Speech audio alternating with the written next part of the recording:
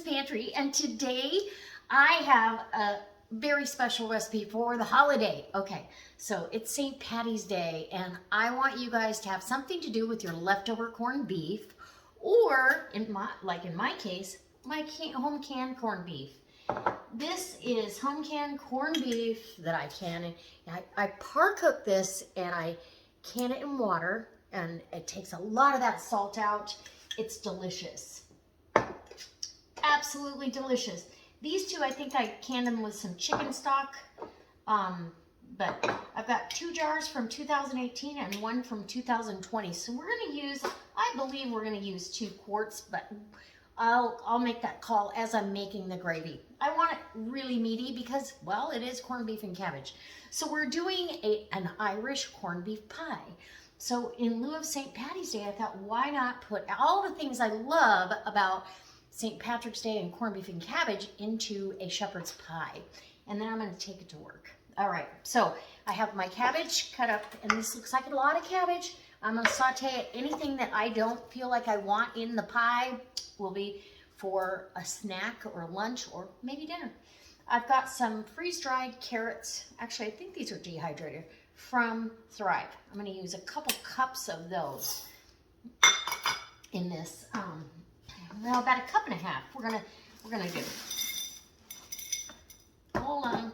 I keep them in the Tupperware modular mates. My link's down below if you're interested. I'm also going to use some Kerrygold Reserve cheddar cheese. I've got that, and I've got some really good Swiss cheese over here that I already cut up, and I thought, oh, I better save the package.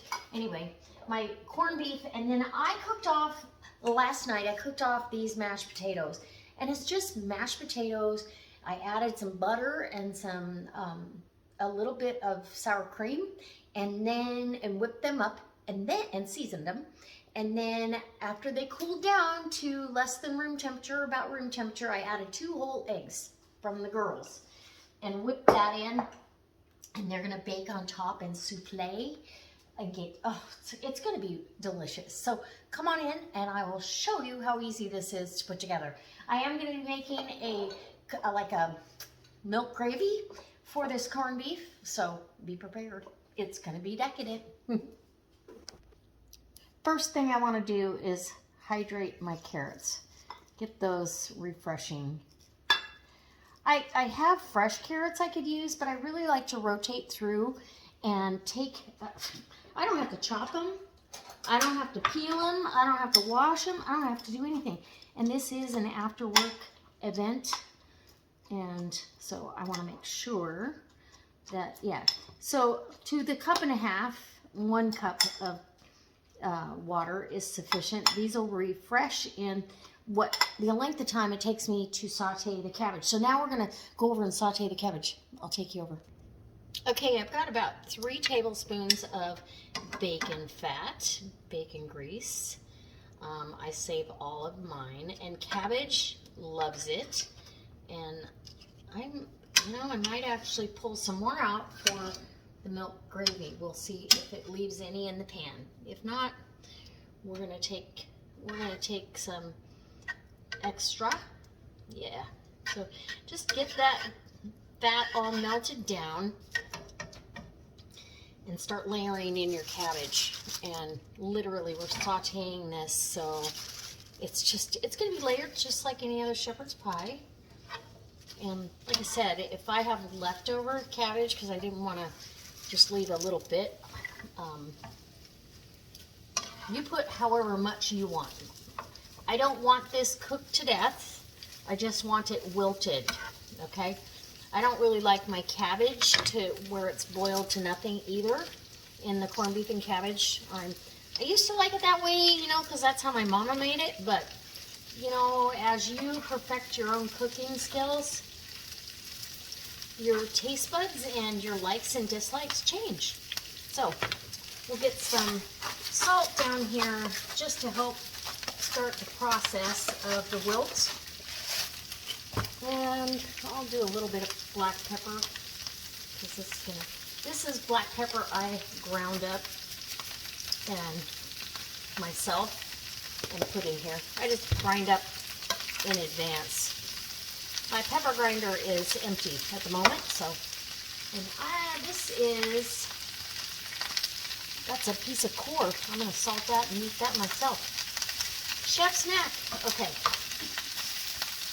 I'm going to turn that down to about a medium low, and let this do its thing. Let all that bacon fat get everywhere on that cabbage. And as soon as this gets wilted sufficiently, we're good to go. I am going to preheat my oven to 375 degrees. And that way it's ready to go. All right. Okay, so my cabbage has wilted, and that's really all I want. I just want that wilt. I'm going to put this into another container, and we're going to need some butter. I'm going to use Kerrygold butter. Yes, I am, for my gravy. Okay. And I'm going to go ahead and drain my meat too. So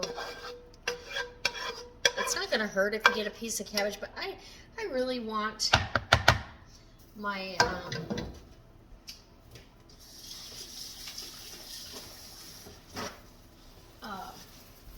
my pan to start off, you know, pretty clean. I want the gravy to be by itself. I'm going to go ahead and open the jars and drain the broth, and I can save that for some other dish, but that's really I don't know how to explain it. It's still tender, but even the green leafy pieces have some bite, and oh my gosh, so I could eat that whole thing right there. So good. All right, let's get some butter. Everything's better with Kerrygold butter. So I get my Kerrygold and my grass-fed butter. So good 2 tablespoons, because I'm making a fair amount of gravy. You know, I better make sure that's enough. Let's do a little bit more. We're going to melt that butter, okay? I don't want to burn it, so melt the butter. Nothing better than grass-fed butter, I'm telling you. All right. And then we're going to need some flour, to be equal parts of flour and butter. And, you know, that grass-fed butter, like I said, this isn't diet food. Okay, let me drain the meat and get it ready. Okay, so we have the butter melted. I'm just going to put my flour down. I'm making a roux, okay? And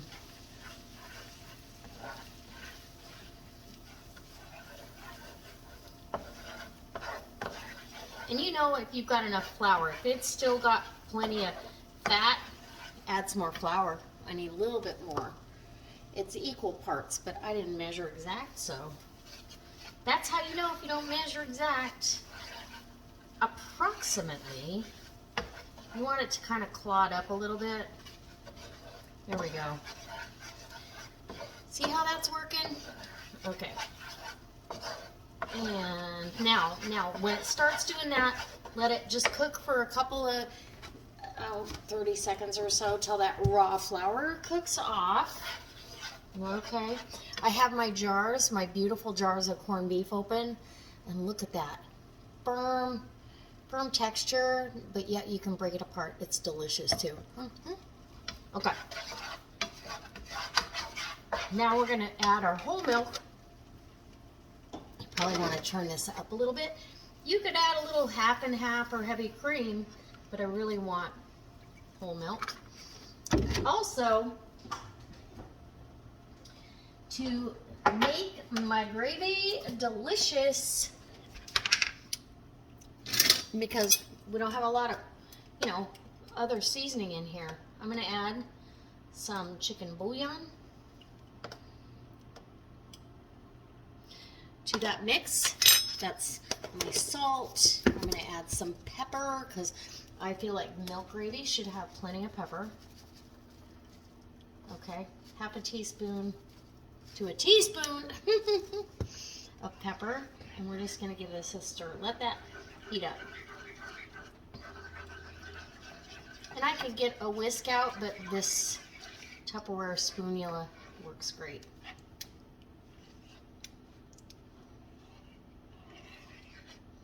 All right. Ooh, are you guys excited? Okay. St. Patrick's Day meals are my all-time favorite, and this one's so easy because you're really you're going to use all the components, drop it together.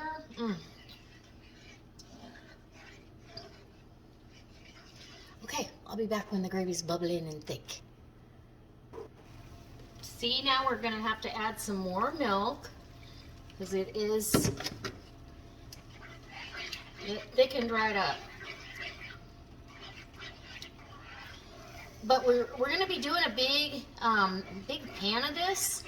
I'm doing it in a 9 by 13, I think. Big, kind of a lasagna pan, if you will, you know, disposable, because I'm taking it to work. Yeah. I'm feeding the masses. Everybody that I ask.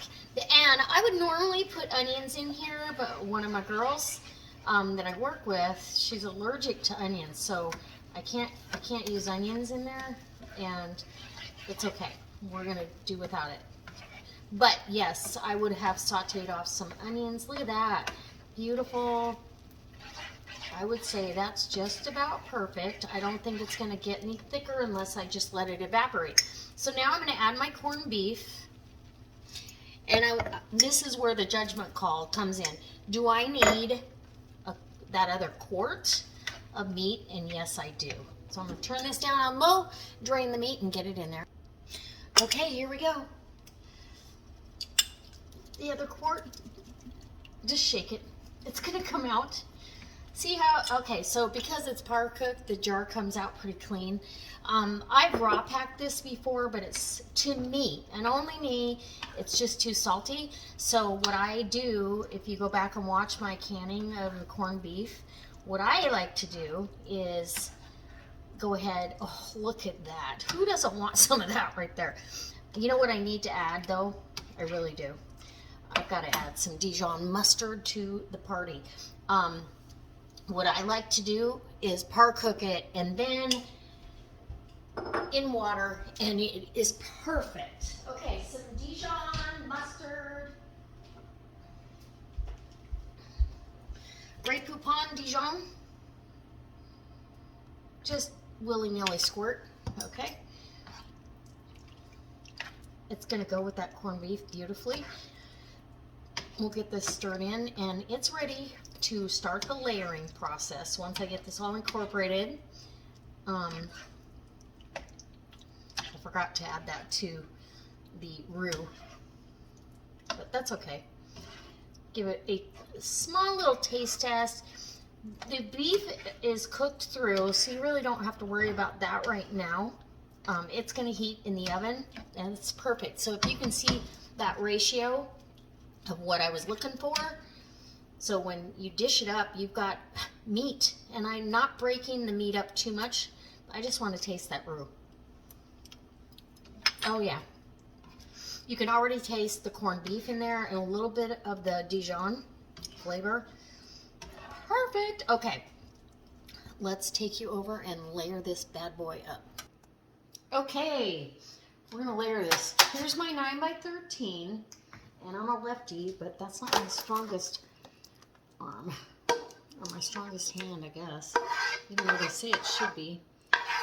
Lots of meat, lots of gravy, because you know you're going to be eating that with some potatoes on top. Okay, so smear that around, and again, we're leaving big chunks of the corned beef, right? If you don't feel like it's thick enough on one side, or, you know, do your do. Okay, corned beef done. Let's get some of this cabbage. And just, you know, I mean, obviously you want to know there's some corned beef and cabbage in there. I think this is the perfect amount, actually. So, probably going to use all of it. Oh, yeah. So, a small to medium, but a small head of cabbage. A good frying pan full. Big 12-inch fry pan or saute pan full of cabbage is the perfect amount. Okay, spread that out. You want that all over the top. Okay. And it's not so thick that you're going, oh my gosh, all I'm eating is cabbage kind of thing. Oh, there's another core piece. Get that out of there. Okay. Now, I'm going to take that spoon. Nope, I got a spoon. Okay. This one, we're going to just literally, I don't want to overwhelm this with sweetness from these carrots because these Thrive carrots are sweet, but how easy was that to finally chop these? And hey, you know what? They're too small to pick out if your kids don't like carrots. Most kids like carrots, but some adults don't. And, okay, I could have done with, probably a half a cup. So I will find some soup this week to use the rest of these in because I don't want to overwhelm the dish, honestly. I don't like tons and tons of carrot. I mean, I like the carrots, but I don't want to overwhelm the dish. So just like that. Okay, now we got some cheese. So I'm going to kind of, let's do, the Kerrygold cheddar was my preference, so we're going to see how that pans out, okay? A nice layer of cheese. And we'll get over here, just in case.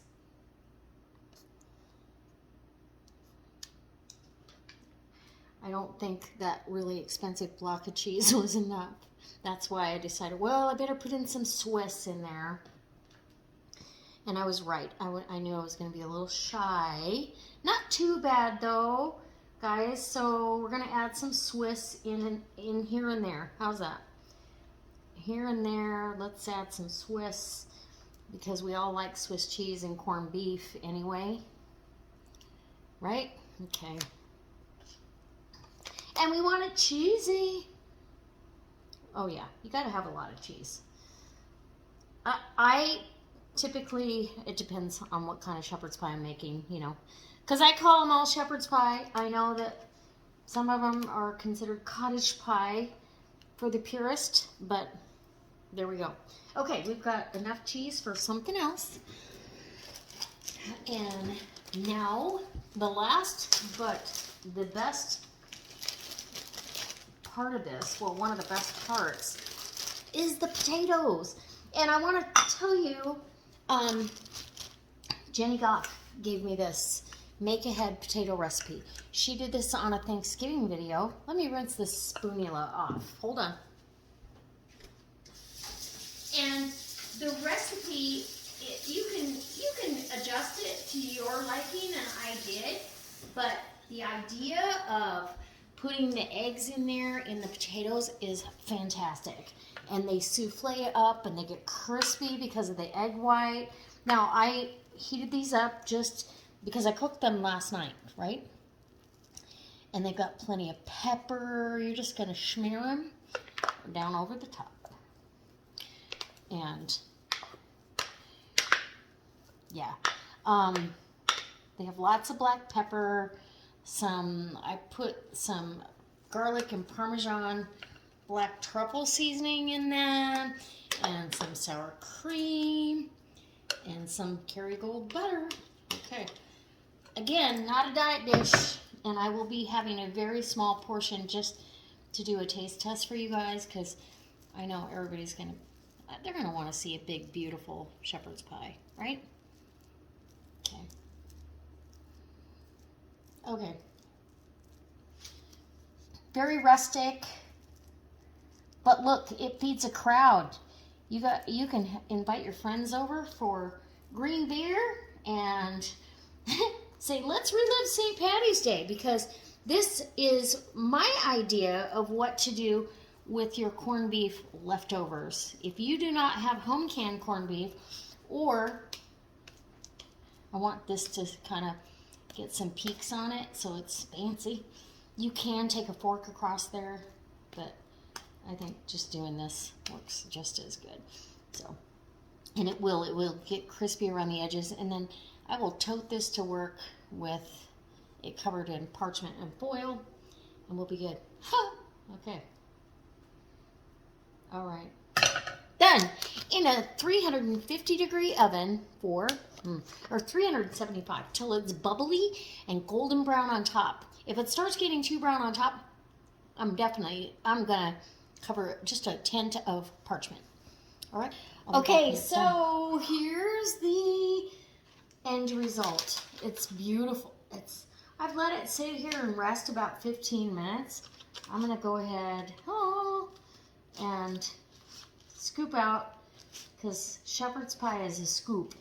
It's a scoop out, right? And it's probably way too much. Look at this. Can you see that? Let's bring you in. Oh my goodness. Is that okay? Okay. Look at that. Oh, it's all juicy. Oh no, I don't want to lose any of it. Hold on. I hate that. First scoop.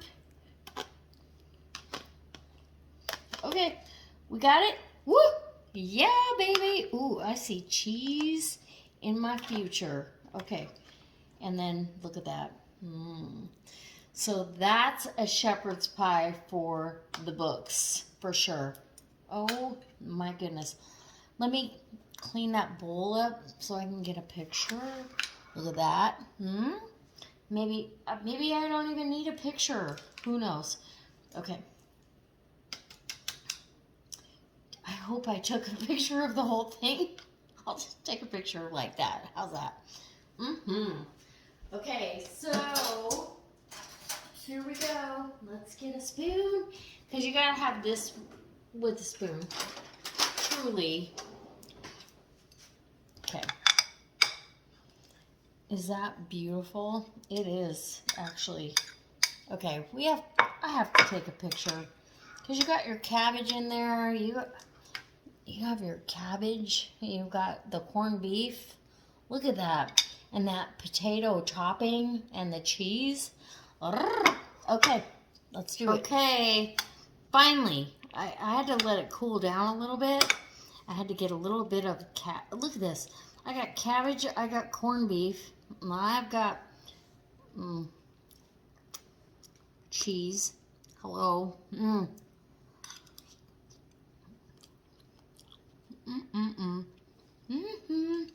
Oh my gosh. And then you have that potato on top. It's hard to take all in one bite, but oh my goodness.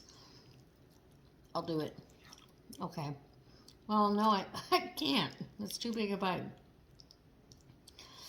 All right. Here we go. Some topping potatoes. And they're crispy on the top, pillowy, light on the inside. There's nothing in here that isn't delicious. Oops, except for that piece of cheese that won't let go. Cheesy, corned beef, cabbage. Okay. I highly recommend it. I'm struggling. I'm on the struggle bus. Okay. There you go. Oh my gosh. You guys, you need to make this. This is such a great corned beef and cabbage dinner.